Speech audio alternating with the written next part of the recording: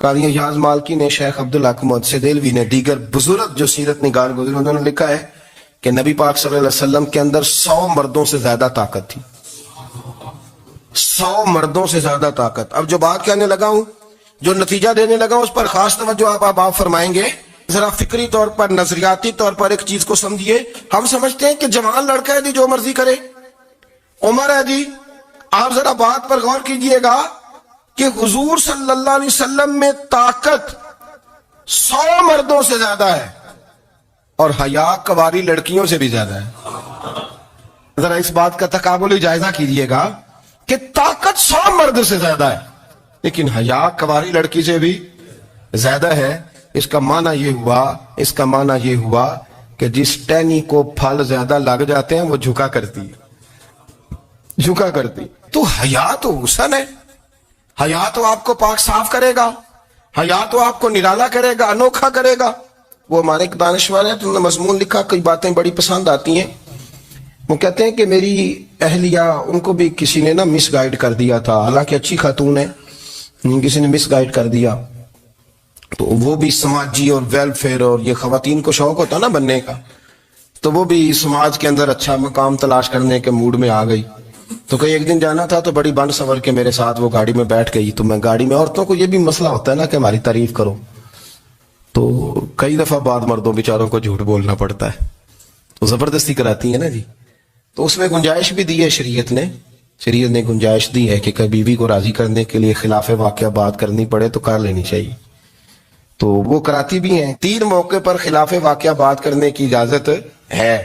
واقعے کے خلاف بھی آپ بات کر سکتے ہیں. جنگ کے موقع پر 2 لوگوں کو صلح کرانے کے لیے اور بیوی کو راضی کرنے کے لیے کر لیں کوئی ایسی بات، بے شک اپنی طبیعت پہ جبر کر کے کر لیں، گنجائش ہے، اجازت ہے. تو وہ کہتے ہیں جب وہ گاڑی میں میرے ساتھ بیٹھی بن سور کے، تو وہ تقاضا کرنے لگی کہ میں نے بڑے اچھے کپڑے پہنے ہیں پر آپ نے توجہ نہیں کرائی. وہ سیاںا بندہ تھا، وہ چاہ رہا تھا کہ میری خاتون سمجھ جائے. وہ کہتے ہیں مجھے پتا تھا کہ بیچاری مس گائیڈ ہو گئی ہے، دل کی بڑی اچھی ہے، سیانی ہے، لیکن اس کو کچھ خواتین نے، کچھ لوگوں نے مل کے اس کو ذہن غلط کر دیا ہے کہ سماج میں نکلو، باہر جاؤ، کام کرو، فلاں کرو، اپنی مرضی سے جیو. تو میرے ساتھ گاڑی میں بیٹھی کہیں جانے کے لیے، تو مجھ سے کہنے لگی کہ آپ نے میری طرف توجہ ہی نہیں کی، آپ نے کوئی ذکر ہی نہیں کیا کہ میں کیسی لگ رہی ہوں. تو وہ کہتے ہیں میں نے اسے کہا کہ اگر تو ناراض نہ ہو تو پھر میں صحیح والی تعریف کر دوں. تو اس نے کہا کہ آپ کر دیں. تو کہتے ہیں میں نے درد سے اور خلوص سے اپنی بیوی سے کہا، خلوص کے ساتھ میں نے کہا میں تو روز گھر ہوتا ہوں، روز شام کو گھر ہوتا ہوں، اگر تو میرے لیے تیار ہوتی تو میں تیری تعریف کرتا، لیکن آج تو باہر جانے کے لیے تیار ہوئی، تو پھر ان سے تعریف کی امید رکھ جن کے لیے تو نے تیاری کی ہے. میرے لیے تیاری کرتی تو میں تو ہر شام تیرے پاس ہوتا ہوں. کہتے وہ میرے لفظوں میں درد تھا تو وہ بھی رو پڑی اور کہنے لگی آپ گاڑی روک دیں، مجھے باہر جا کے کسی کو راضی نہیں کرنا، میں نے اسے راضی کرنا ہے جس کو رب کریم نے میرا شوہر بنایا ہے اور میرے لیے منتخب کیا ہے میرے ماں باپ کو. میں واپس لوٹتی ہوں. یہ ایک پہلو ہے سلگتا ہوا، اس کو سمجھا جائے. رسول کریم صلی اللہ علیہ وسلم عرب کی کواری لڑکیوں سے زیادہ حیا والے تھے. کواری لڑکیوں سے زیادہ حضور حیا فرمایا کرتے تھے. جب خانہ کعبہ کی مکہ شریف میں تعمیر ہو رہی تھی نا، اہل عرب اس کو تعمیر کر رہے تھے، تو نبی پاک صلی اللہ علیہ وسلم اپنے چچا حضرت عباس کے ساتھ خانہ کعبہ کی تعریف میں مصروف تھے. تو عرب کے لوگ چونکہ لمبا کرتا پہنتے تھے پیروں تک، تو نیچے اگر کسی وقت کوئی چیز نہیں بھی ہوتی تھی تو کسی کو وہ نظر نہیں آتی تھی، چونکہ پردہ رہتا تھا، لمبا کرتا پہنا ہوا ہوتا تھا. تو جب بچے، سرکار کی عمر مبارک بھی ابھی تھوڑی تھی، تو اس طرح بچے جب نکلتے تو وہ کئی دفعہ اپنی تہمت اتار دیتے نیچے سے، اور کوئی مزدوری کرنے لگتے تو 3-4 طے کر کے تہمت کی کندھے پہ رکھ لیتے، جس طرح کبھی دیہاتوں میں لوگ کپڑا سر پہ رکھتے تھے کہ اوپر اگر کوئی وزنی چیز رکھیں گے تو وہ تکلیف نہیں دے گی. نبی پاک صلی اللہ علیہ وسلم بھی سب لوگوں کے ساتھ خانہ کعبہ کی تعمیر میں شامل تھے. تو حضرت عباس رضی اللہ تعالیٰ انہوں نے کہا حضور سے، ابھی اللہ نے نبوت بھی نہیں فرمایا تھا، بھتیجے آپ بھی تہمت اتاریے، یہ صحیح مسلم میں حدیث موجود ہے، اور اس کو کندھے پہ رکھ لیجیے، آپ اینٹیں اٹھا کے لا رہے ہیں تو ذرا آپ کو تکلیف نہیں ہوگی. تو سرکار دو عالم صلی اللہ علیہ وسلم سے یہ بات کہی اور پھر جلدی سے حضور کی تہمت کو نکال کے حالانکہ لمبا کرتا پہنا ہوا ہے، تو وہ جیسے ہی ان کے کندھے پہ رکھا اینٹیں رکھنے کے لیے تو سرکار تو زمین پہ گر گئے، بے ہوش ہو گئے، آنکھیں آسمان کی طرف، اور پھر حضور پکار رہے ہیں آزاری آزاری آزاری، میرا طامت دے دو، میرا طامت دے دو۔ کبھی کوئی شخص اس وجہ سے بھی بے ہوش ہوا ہے کہ میرے وجود سے کپڑا اتر گیا ہے؟ حالانکہ سرکار پر وہ بے ہوشی بھی نبی پاک کا وہ جو غلبہ ہے نا شرم و حیا کا، اس کی وجہ سے ہوئی، ورنہ تو حضور فرماتے ہیں کہ میری آنکھیں سو جاتی ہیں، دل تو میرا اس عالم میں بھی جاگتا رہتا ہے۔ تو سرکار زمین پہ تشریف لے آئے، آنکھیں میرا طامت دے دو، میرا طامت دے دو، تو جلدی سے انہوں نے طامت دیا تو حضور نے باندھ لیا، پھر طبیعت مبارک میں تسلی ہوئی۔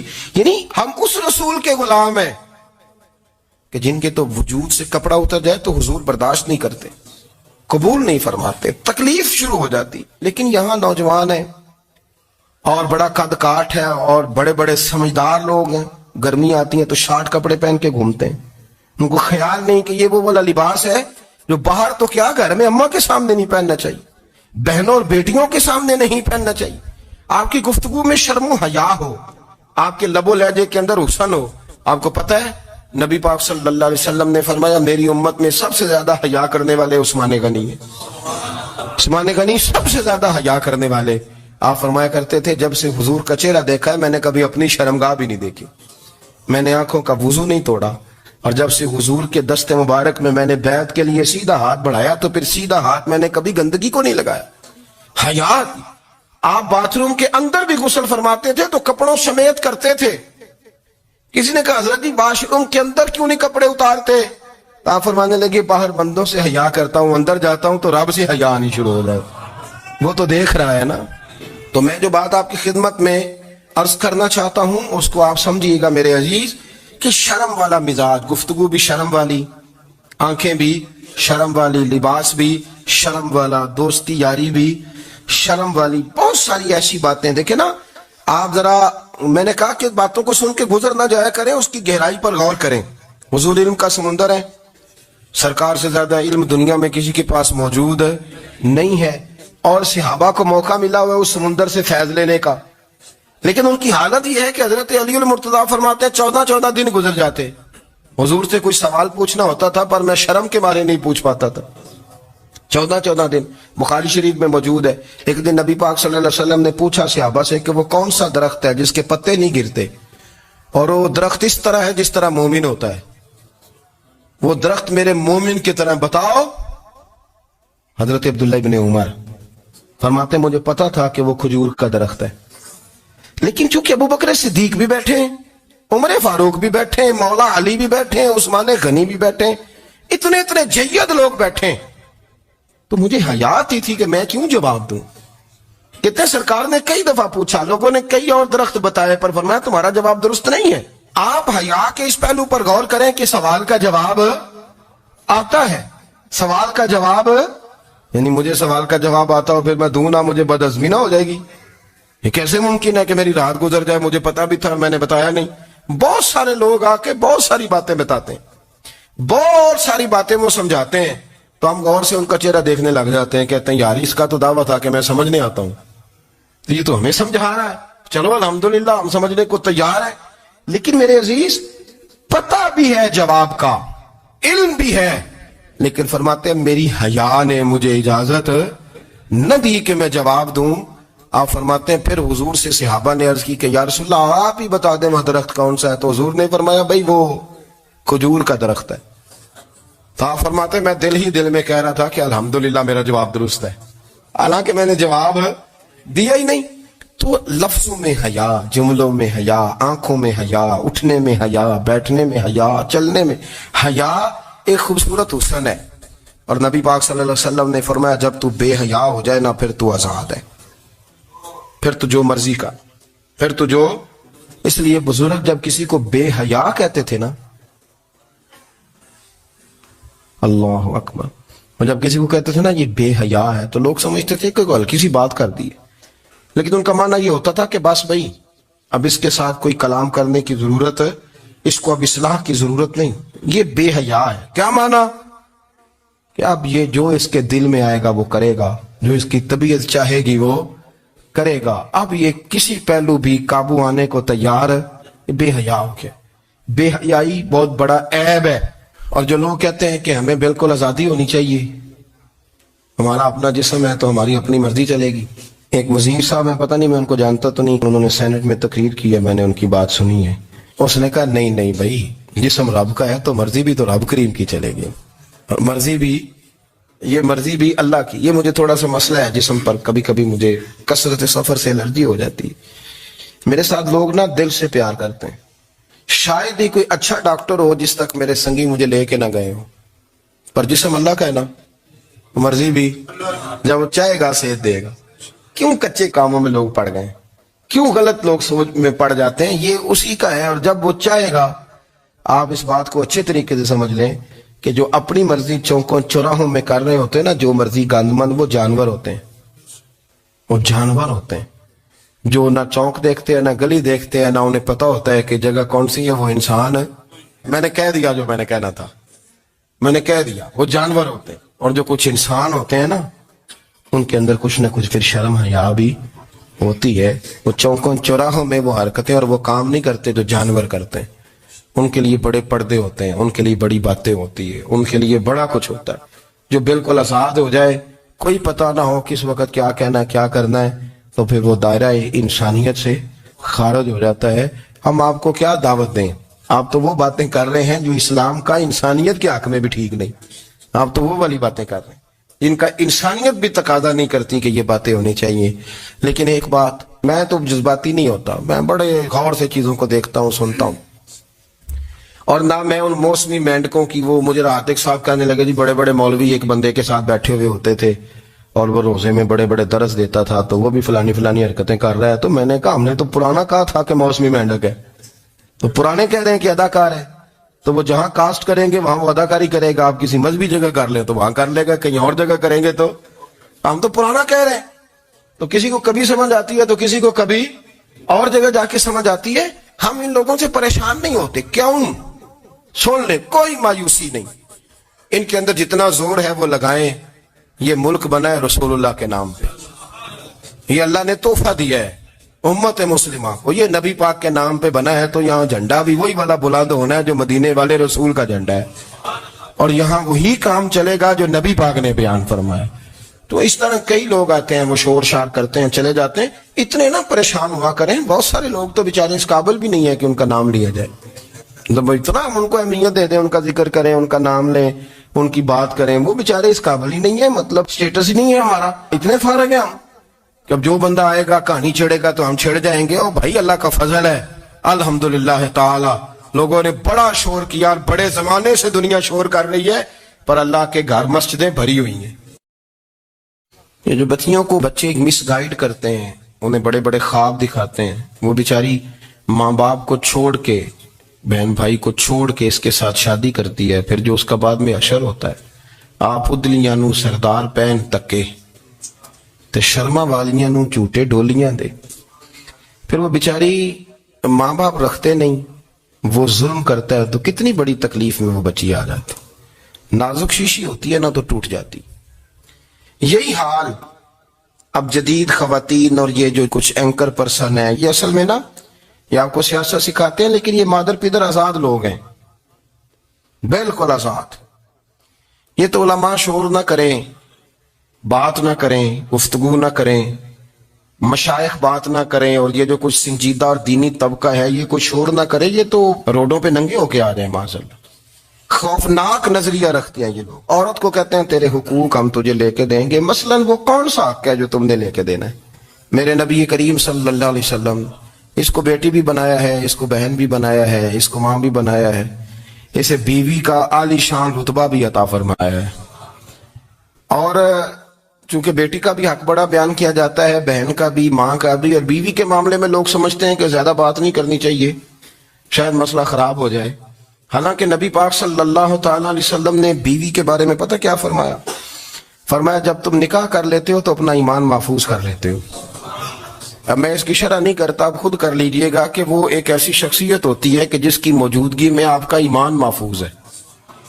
اب میں نہیں سمجھتا کہ اس سے بڑی بات کوئی اور ہو سکتی ہے، جس کی موجودگی میں آپ کا ایمان. اور بھائی یہ حدیث پاک عرض کر رہا ہوں، نکاح جب کوئی کر لے تو اس نے اپنا ایمان مکمل کر لیا.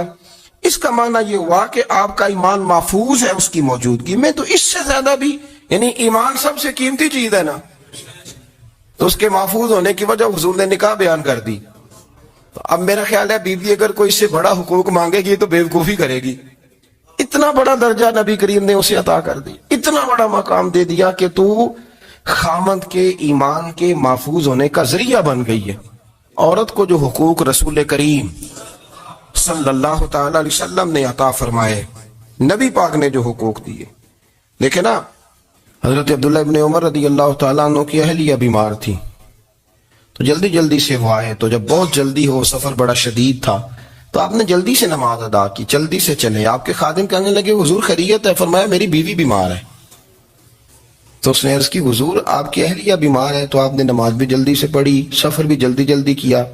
تو فرمانے لگے یہ وہ چیزیں ہیں جو ہمیں مدینے والے رسول نے سکھائی۔ آپ اس کیفیات کو سمجھیں کہ حضور صلی اللہ علیہ وسلم نے درس دیا۔ اور پھر ایک اور بہت بڑی بات، یہ فضیلت کسی اور کو نہیں دی، جو عورت کو حضور نے فضیلت دی، یہ فضیلت کسی اور کو نہیں دی۔ کبھی حضور نے فرمایا کہ تمہارا ابا تمہارے ساتھ ہے، بہت سخت رویہ کرے تو تم نے اس کو اس سختی پر داد دینی ہے۔ فرمایا چلو اگر وہ زیادتی بھی کرے تو تم نے اس کے ساتھ سلوک اچھا ہی کرنا ہے۔ لیکن آپ ایک بات کو سمجھے نا کہ بچے کے بارے میں، بیٹے کے بارے میں، بیٹی کے بارے میں فرمایا 10 سال کے ہو کے نماز نہ پڑھے تو سختی کرو، تمہارا ڈنڈا بھی لٹکنا چاہیے۔ بہت ساری جگہوں پہ بہت سارے لوگوں کے لیے سختی کا حکم دیا، لیکن عورت کے لیے حضور نے جو جملے کہے، اصل میں ہم سمجھتے ہیں کہ یہ ایک بات ہے، مشہور ہو گئی ہے روایت حدیث، تو بس اس کے پس منظر پر اور جملوں کے حسن پر شاید معاذ اللہ غور کرنے کی ضرورت نہیں۔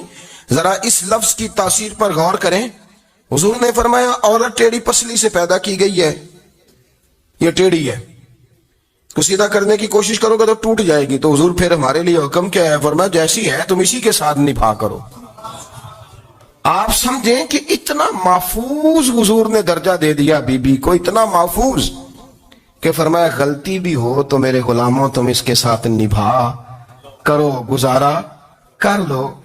کو کیا اور حق چاہیے عورت کو، جس کو اس کی غلطیوں سمیت نبی پاک نے قبول کرنے کا حکم دے دیا کہ اس کی کمزوریوں سمیت قبول کر لو۔ اب اس کو اور کیا کوئی کمزوریوں سمیت قبول کرتا ہے؟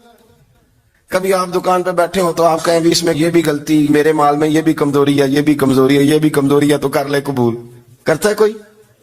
کوئی شخص ایسا ہو جو کسی چیز کی کمزوریاں بیان کر کے کہ اسے قبول کرو؟ پر رسول کریم صلی اللہ تعالی علیہ وسلم نے نا ہمیں سبق دیا، حضور نے ہمیں درس دیا، نبی پاک نے ہمیں پیغام دیا۔ فرمایا یہ ٹیڑھی ہے، سیدھی کرنے کی کوشش کرو گے تو بیچاری ٹوٹ جائے گی، تو اس کے ساتھ نبھا کر جاؤ۔ آپ میری بات کو سمجھیے گا۔ چلے میں اس پر ایک اور بخاری مسلم کی حدیث پڑھتا ہوں۔ حضرت سلمان فارسی رضی اللہ تعالیٰ عنہ اور حضرت ابو درداء کے درمیان بھائی چارہ تھا۔ مکے سے مدینے جب لوگ آئے تو حضور نے بھائی بھائی بنایا تھا، ان کے درمیان بھائی چارہ تھا، تو ابھی پردے کی آیات نازل نہیں ہوئی تھی، تو لوگ ایک دوسرے کی طرف جاتے تھے۔ حضرت سلمان فارسی رضی اللہ تعالیٰ عنہ حضرت ابو درداء رضی اللہ تعالیٰ عنہ کے گھر میں تشریف لے گئے تو دیکھا کہ ان کی بیوی بڑی غمگین بیٹھی ہیں۔ تو آپ نے فرمایا بہن کیا ہوا؟ تو کہنے لگی تمہارے بھائی کو دلچسپی کوئی نہیں رہی، ہر روز روزہ رکھ لیتا ہے اور ساری ساری رات نفل پڑھتا ہے۔ حضرت سلمان فارسی کہنے لگے ٹھیک ہے کر لیتے ہیں بندوبست۔ نماز دین ہے کہ نہیں؟ دین ہے نا یہ چیزیں۔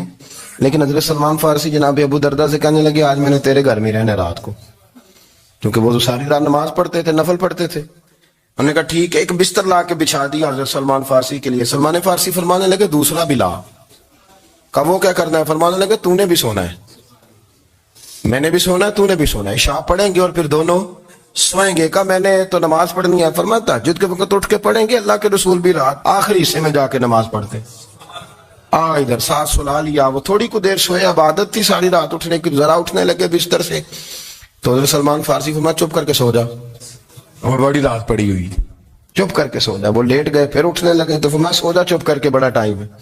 سحری کے وقت اٹھے، نفل پڑھے، ان کا ارادہ تھا روزہ رکھنے کا، تو فرمانے لگے کل رکھا تھا نا نفلی روزہ، جی رکھا تھا، پرسوں بھی رکھا تھا، ترسوں بھی رکھا تھا۔ فرمایا آج نہیں رکھنا، آج میں تیرا مہمان ہوں، سارا دن کٹھے مل کے روٹیاں کھائیں گے، آج نہیں روزہ رکھنا، سلا دیا۔ اب حضرت ابو دردہ رضی اللہ تعالیٰ عنہ کہہ تو کچھ نہ سکے، پر کہنے لگے سلمان تم پتہ تم کیا کر رہے ہو، نہ تم نے مجھے رات اٹھ کے زیادہ نفل پڑھنے دیے، سویرے روزہ نہیں رکھنے دیا۔ تو حضرت سلمان فارسی کہنے لگے کوئی لمبی بات تو نہیں نا، چلتے ہیں نا ابھی فجر میں مسجد نبی میں، تو نبی پاک کو بتاتے ہیں سرکار دو عالم علیہ السلام کی خدمت میں تو اپنی بات کرنا، میں اپنی کروں گا، حضور نتیجے کا اعلان فرما دیں گے، بات طے ہو جائے گی۔ حاضر خدمت ہوئے، عرض کی یا رسول اللہ صلی اللہ تعالی علیہ وسلم یہ ساری رات نفل پڑھتے ہیں، ہر روز روزہ رکھتے ہیں، ان کی اہلیہ غمگین بیٹھی ہیں، حکم فرمائے۔ تو نبی پاک صلی اللہ علیہ وسلم نے فرمایا پھر ہوا کیا؟ یا رسول اللہ میں نے رات سلایا ہے، سحری میں اٹھایا ہے، سویرے روزہ نہیں رکھنے دیا۔ نبی پاک نے فرمایا سلمان فارسی نے ٹھیک کیا، سلمان فارسی نے ٹھیک کیا۔ پھر حضور نے فرمایا، نبی کریم نے فرمایا ابو دردہ تیرے اوپر اگر اللہ کا حق ہے، اس کے رسول کا حق ہے، دین کا حق ہے، تو فرمایا تیری آنکھ کا بھی تیرے اوپر حق ہے، تیرے وجود کا بھی تیرے اوپر حق ہے، یہ حضور نے فرمایا، تیرے بچوں کا بھی تیرے اوپر حق ہے، تیری بیوی کا بھی تیرے اوپر حق، اس حق کو بھی سمجھے۔ حقوق اللہ بھی ہیں، پر تیری آنکھ کا بھی تیرے اوپر، کیا مانا کہ تیری آنکھ سونا چاہتی ہے تو اسے سلا بھی، تیرے وجود کا بھی تیرے اوپر حق، تو تیرا وجود آرام کرنا چاہتا ہے تو اسے آرام بھی کرا۔ اور پھر وہاں نبی پاک صلی اللہ علیہ وسلم نے فرمایا میں تم سب، سننا یہ لفظ حدیث کے، حضور نے اسی موقع پر فرمایا میں تم سب سے زیادہ اپنے رب کو جانتا ہوں اور میں تم سب سے بڑھ کر اپنے رب سے ڈرتا ہوں۔ حضور فرمانے لگے میں روزہ بھی رکھتا ہوں، افطار بھی کرتا ہوں، یعنی کبھی رکھتا ہوں اور کبھی نہیں رکھتا۔ فرمایا میں نفل بھی پڑھتا ہوں اور اپنی بیویوں کو وقت بھی دیتا ہوں۔ سرکار مسجد میں بھی آتے تھے، نواسوں کے ساتھ کھیلا بھی کرتے، ان کے ساتھ پیار بھی کرتے۔ تو اتنے بڑے حقوق حضور نے بیان فرمائے عورتوں کے کہ تمہاری بیوی کا بھی تمہارے اوپر۔ لو ایک حدیث بخاری کی اور یہاں بیان کر دیتا ہوں۔ ایک شخص نے آ کے عرض کی یا رسول اللہ صلی اللہ تعالی علیہ وسلم جہاد کے لیے تیاری ہو گئی ہے، صفیں بن رہی ہیں، مجاہدین کی تیاری ہے، تو میرا بھی نام لکھ دیا گیا ہے مجاہدوں کی لسٹ میں، لیکن یا رسول اللہ صلی اللہ تعالی علیہ وسلم میری بیوی نے حج کی تیاری کر لی ہے اور میرے دوستوں نے، صحابہ نے میرا نام مجاہدین کی لسٹ میں لکھ دیا، تو میرے لیے کیا حکم ہے؟ یہ بخاری مسلم ہے۔ تو نبی پاک صلی اللہ تعالی علیہ وسلم نے فرمایا جہاد پہ کوئی اور چلا جائے گا تو بیوی کے ساتھ حج کرنے جا، اسے محرم کی ضرورت ہے، وہ تیرے بغیر کیسے جائے گی؟ مجاہدین کو تو اور مجاہد مل جائے گا، پر تو اپنی بیوی کے ساتھ جانا۔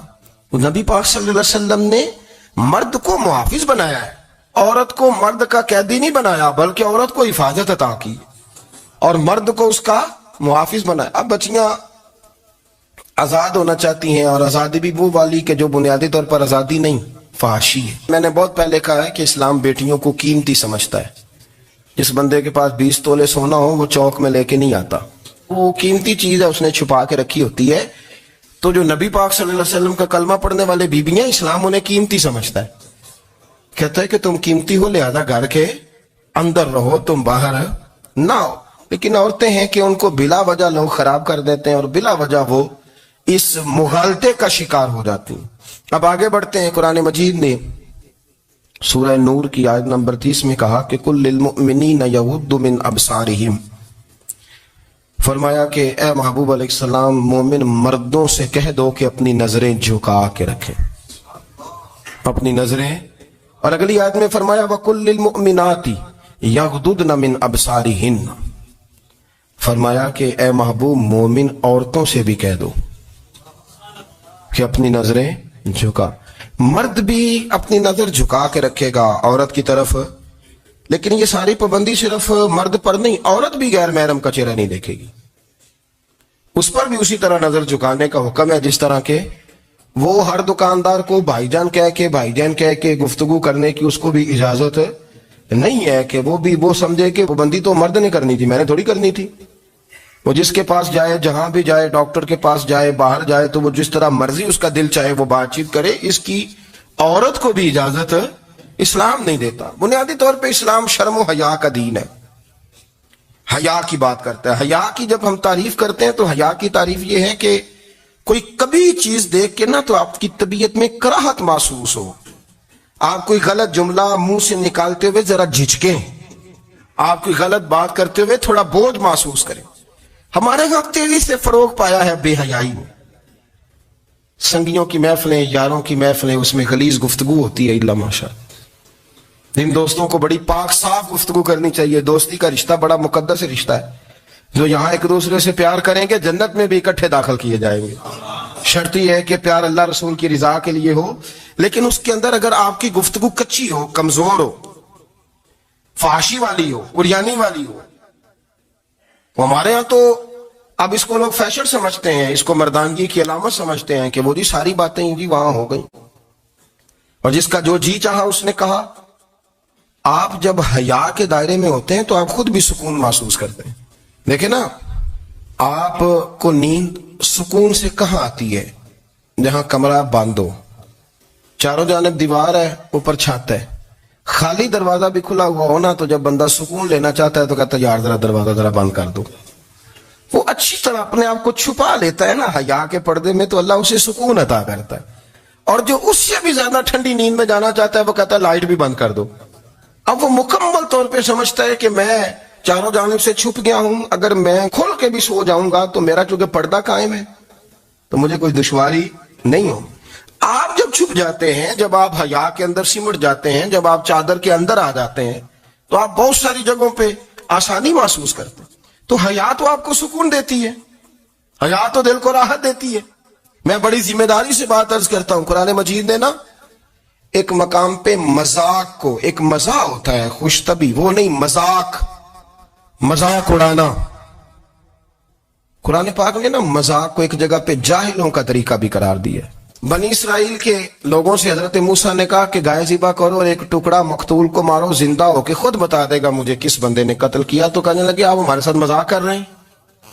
تو قرآن مجید کہتا ہے کہ حضرت سیدنا موسیٰ علیہ السلام فرمانے لگے اعوذ باللہ ان اکون من الجاہلین. فرمانے لگے میں اللہ کی پناہ مانگتا ہوں کہ میں جاہلوں میں سے ہو جاؤں. یہ مذاق کرنا تو جاہلوں کا طریقہ ہے. اگر آپ کی زبان سے بے حیائی کا جملہ نکل گیا, اگر آپ کی زبان سے بے حیائی کا جملہ نکل گیا, آپ نے کہہ دیا کہ ہم آزاد لوگ ہیں, جو مرضی کریں گے, جو مرضی کہیں گے, جو ہمارا دل میں آئے گا کریں گے, تو پھر تو لوگ آپ کا وہ حشر کریں گے کہ آپ سے برداشت ہی نہیں ہوگا. جس کا لوگ مذاق بنا لیتے ہیں اور جو مذاق بن جاتا ہے پھر اسے کوئی جینے دیتا ہے. آپ حیا کی چادر میں چھپیں گے تو بچیں گے. اگر آپ نے اپنا مذاق بنوا لیا یہ کہہ کے کہ میں نے مرضی کرنی ہے, پھر یاد رکھنا چھپنے کو جگہ نہیں ملے گی, پھر تکلیف میں آ جائیں گے, پھر بہت بڑی اذیت کا شکار ہو جائیں.